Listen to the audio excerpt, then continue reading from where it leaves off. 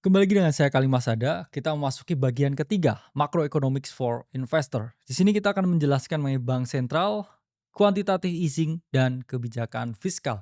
Jadi sebelum video ini dimulai, video ini hanyalah analisa internal ya untuk membantu teman-teman menerapkan investasi dan personal finance yang baik dan benar. Jadi ini juga salah satu part di mana kita harus mengetahui juga ya bank sentral ini kebijakannya mau ngapain ya. Apakah mereka ya akan membuat suatu kebijakan yang mempengaruhi market atau enggak? Itulah mengapa, oke, di sini kita akan membahas beberapa kebijakan-kebijakan yang dilakukan ya oleh bank sentral dan juga kebijakan fiskal oleh pemerintah. Oke. Mengapa? Karena memang kita ya ini seperti ini, teman-teman. Nah, ini hubungan kita ya. Ini produsen ya dan juga konsumen, terus government, ya ini intervensi di tengah. Tujuannya apa? Ya hubungan ini enggak se-toxic itu ya, atau enggak sebarbar itu. Kadangkala ya dia melakukan yang namanya intervensi, ya dia melakukan blocking.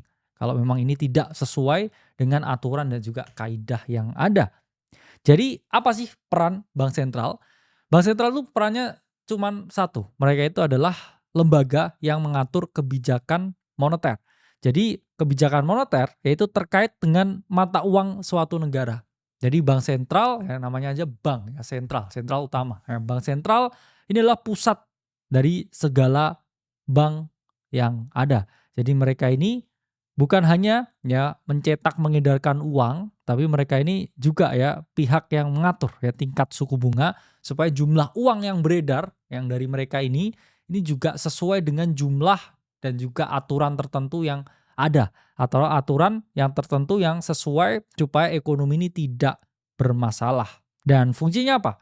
Yaitu adalah mengendalikan inflasi sehingga nilai tukar ini lebih stabil. Karena kalau nilai tukarnya ini stabil, yang nggak fluktuatif, nggak naik turun dengan ekstrim, pertumbuhan ekonomi ini bisa berkesinambungan. Ya artinya apa? Ya kalau kita ngomong berkesinambungan yaitu kenaikan yang ya seperti ini ya tahun ke tahun. Karena kalau kita ngomong ya currency yang fluktuatif ya kadang menguat drastis, kadang turun drastis itu juga nggak bagus ya teman-teman. Karena akan terjadi ya suatu keadaan ya ekonomi yang naik turun secara ekstrim dan keadaan yang ekstrim ini selalu ya ekstrim high dan juga ekstrim low, volatilitas yang tinggi ini berpotensi ya menyebabkan yang namanya konflik ya. Jadi kalau orang kadang-kadang ekonominya bagus banget, kayak kaya, besoknya miskin, kaya lagi, besoknya miskin, yaitu sounds like crypto investor sebenarnya. Ya, itu kalau dibuat semua orang, ya orang itu nggak akan bisa ya mengikuti ritmenya. Oke. Lalu apa sebenarnya quantitative easing? Jadi quantitative easing itu merupakan suatu ya kebijakan moneter non konvensional. Apa artinya non konvensional? Itu adalah suatu kebijakan yang dilakukan ya untuk menurunkan suku bunga yang mana udah mendekati nggak mungkin. Karena apa? Suku bunganya udah mendekati nol. Jadi karena suku bunga ini udah mendekati nol, dia mau cut lagi ya itu udah nggak bisa, makanya mereka melakukan yang namanya quantitative easing. Yang mana ini adalah kebijakan moneter yang non konvensional. Oke, di sini kita akan membahas dulu teman-teman perbedaan antara kebijakan fiskal dan juga kebijakan moneter. Jadi kebijakan moneter itu dilakukan oleh bank sentral. Oke, jadi teman-teman harus ingat ya, The Fed, kemudian BI itu adalah lembaga yang ya kita ngomong lembaga yang independen yang ngomongnya. Ini lembaga yang ada di luar pemerintahan. Mengapa mereka harus di luar pemerintahan? Ya mereka ini harus melihat dan juga mengawasi dengan adil. Takutnya ketika disetir oleh pemerintahan, lembaga ini tidak netral dan akhirnya ya tidak melihat secara objektif dan mereka tidak melakukan sesuatu ini dengan benar. Itulah mengapa ya teman-teman kebijakan moneter itu adalah kebijakan yang berfokus ya tingkat suku bunga ya untuk stabilitas ekonomi dan mereka ini ya diatur oleh lembaga yang netral. Sementara kebijakan fiskal itu terkait dengan apa? Kebijakan fiskal itu terkait dengan penerimaan negara.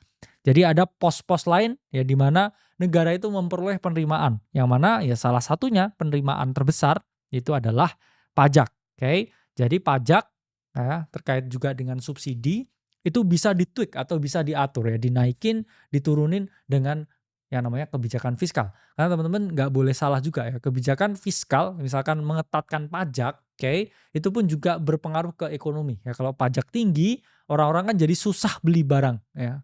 Mereka akan menjerit juga ya, masyarakat menjerit sehingga apa ya, kebijakan fiskal ini juga berpengaruh ya ke dalam inflasi dan berpengaruh juga ke keadaan ekonomi. Itulah mengapa fiskal moneter itu adalah 2 kebijakan yang diatur oleh 2 entitas berbeda yang sangat-sangat mempengaruhi ekonomi di masyarakat. Jadi kalau teman-teman tahu, yang kebijakan moneter yang melakukan adalah bank sentral ya, the Fed ya, Bank Indonesia dan bank sentral lain di negara-negara yang lain. Tapi kalau kebijakan fiskal yaitu adalah Kementerian Keuangan, yang mana Kementerian Keuangan, oke, ini selalu berkonsultasi ya dengan fraksi di DPR. Jadi DPR yang kita ngomong ya, Dewan Perwakilan Rakyat itu memantau kebijakan dari Kementerian Keuangan. Kalau Kementerian Keuangan ini melakukan suatu kebijakan yang nggak sesuai ya dengan rakyat, oke, ini DPR ya harapannya ini mendengarkan yang namanya suara rakyat, terus mereka mengintervensi kebijakan tersebut dan melakukan audiensi ya dengan Kementerian Keuangan. Tujuannya apa? Ya kebijakan moneter untuk stabilitas harga ya, nilai tukar yang stabil, ekonomi bisa growth ya secara berkesinambungan seperti ini. Sementara ya tujuan utama fiskal itu adalah terkait dengan pertumbuhan ekonomi ya, keadaan ya, stabilitas ya secara mikro, terkait dengan lapangan pekerjaan ya, terkait dengan juga penerimaan pajak dan hal-hal lain ya yang bisa diintervensi secara langsung oleh pemerintah. Instrumennya apa ya? Jadi dengan menerapkan ya mengenai kebijakan moneter ya, bank sentral ya ini bisa menerapkan beberapa hal ya, contohnya ya quantitative easing. Dia juga bisa membuat yang namanya kebijakan kredit, yang mana kreditnya dipermudah supaya orang bisa lebih mudah berhutang, terus ekonomi bisa boom. Mereka juga bisa ya menerapkan rasio cadangan wajib. Itu pun juga berkaitan juga ya dengan berapa banyak ya uang ya atau capital yang bisa di-hold suatu bank, itu berpengaruh juga ya. Kalau mereka diturunin ya mereka bisa longgarin kredit ya, kalau diketatin ya mereka kreditnya juga nggak segede itu juga ya. Mereka juga bisa melakukan yang namanya operasi pasar terbuka, membeli surat berharga ya terutama obligasi. Dan kalau instrumen kebijakan fiskal ini terkait dengan infrastruktur ya, pengaruh ya apakah kita bangun jalan tol lagi atau enggak, apakah ibu kota baru atau enggak, ya itu juga berpengaruh. Juga terkait dengan subsidi ya, terkait juga dengan gaji ya, karena yang paling gede ya di APBN, oke, itu adalah ya salah satunya itu gaji ya dari pegawai negeri. Oke, itu terkait dengan kebijakan fiskal ya. Contohnya ya quantitative easing ya, kebijakannya ketika lagi krisis ya likuiditas ya obligasi dibeli ya untuk menaikkan ya suku bunga inflasi. Dan fiskal ya contohnya ya kita melakukan yang namanya efisiensi ya, itu pun juga bisa mengurangi ya inflasi yang ada. Karena apa ya, kalau kita efisiensi ya kita nggak belanja lebih banyak. Nah, kita akan melihat ya kebijakan quantitative easing di seluruh dunia. Oke. Pertama saat ada krisis hebat di tahun 2008 ya, waktu itu The Fed melakukan yang namanya pemangkasan suku bunga agresif hingga mendekati 0% dan meluncurkan ya program yang namanya large scale asset purchase ya, yang dikenal ya sebagai quantitative easing. Jadi karena keadaan krisis yang terjadi saat itu hebat ya di Amerika tahun 2008, The Fed ini akhirnya secara agresif ya membeli ya obligasi pemerintah Amerika, supaya apa ya, keadaan ekonomi ini secara umum ya ini bisa membaik. Dan Bank of Japan yang mana merupakan ya bank sentral pertama yang mempelopori ya kuantitatif ya easing, ini juga menerapkan ya setelah krisis Asia di tahun 1997 ya. Waktu itu Jepang stagnan cenderung deflasi. Kemudian BOJ ya ini melakukan quantitative easing yang agresif ya di tahun 2001.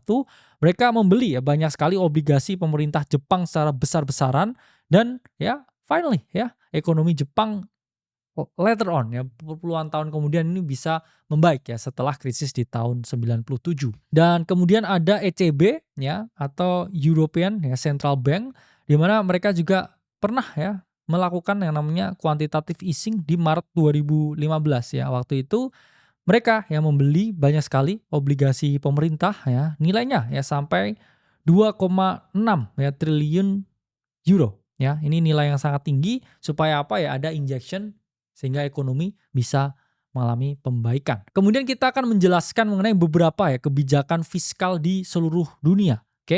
Amerika ya waktu 2008 ini nggak hanya melakukan yang namanya quantitative easing atau kebijakan moneter, tapi mereka juga melakukan yang namanya kebijakan fiskal. Seperti yang saya bilang ya, 2 kebijakan moneter, fiskal itu sama-sama ya, satunya pemerintah, satunya ini adalah bank sentral. Ini tujuannya satu ya, menstabilkan ekonomi. Kalau ekonomi ini udah ya naik terus terpuruk parah ya, they will not do nothing ya, mereka harus melakukan sesuatu. Ya akhirnya waktu itu mereka membuat suatu program setelah Great Recession, yaitu adalah American Recovery and Reinvestment Act atau kita sebut dengan ARA, dan membuat ya paket stimulus fiskal senilai 787 billion. Jadi ini terkait dengan apa? Peningkatan belanja negara dari segi infrastruktur, ya pendidikan, kesehatan, dan bantuan sosial. Ada juga ya kebijakan fiskal yang sangat ekstrim ya teman-teman, yang diambil ketika pandemi COVID-19 ya. Atau COVID-19 melanda ya, Trump bergerak cepat dan buat yang namanya CARES Act ya, Coronavirus Aid, Relief and Economic Security, di mana anggarannya waktu itu sampai 2,6 triliun ya US dollar untuk memberikan cek langsung 1.200 ke orang penghasilan bawah. Yang mana later on ya kita tahu 1.200-nya ini sama orang-orang buat trading meme coin ya di kripto dan menghasilkan ya salah satu bull market terbesar ya. Karena saya ngomong secara jujur, lebih bagus ya siklus 2021 daripada siklus kripto sekarang. Nah, kita akan menjelaskan apa nih dampak quantitative easing atau QE.